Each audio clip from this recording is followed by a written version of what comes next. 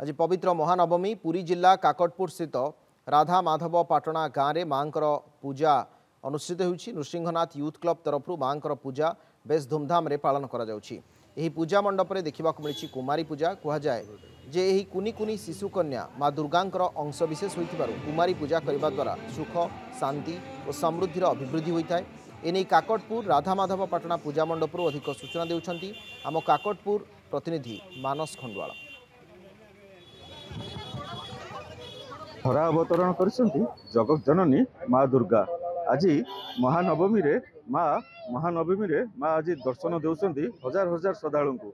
आज महामायांकर महानवमी रे आज गोटे विशेषत्व रही 9टी कुमारी मानू नहीं छोट पिला नहीं माँ नवदिनात्मक पूजार 9टी बेश माँ आज दर्शन देउछंती।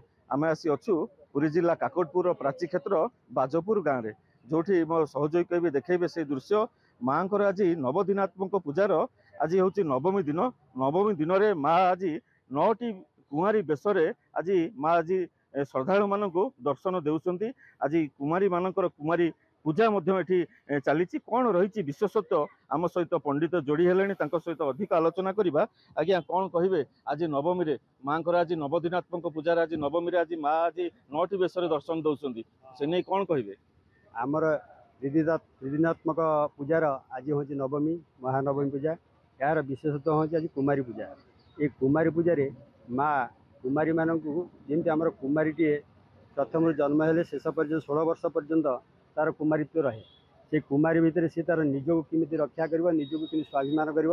माँ जमी त्रैलोक्य आमर त्रैलोक्य जई आम महिषासुर था ताकू जमी 16 वर्ष बयस भितर जी जमी दुष्ट संहार कर महिषासुर को वध करते आजिकल शिक्षा मानक दिखाई जे तुम्हें सेमती स्वावलंबी हुए 16 वर्ष पर्यंत तुम्हें तुम निजक रक्षा कर।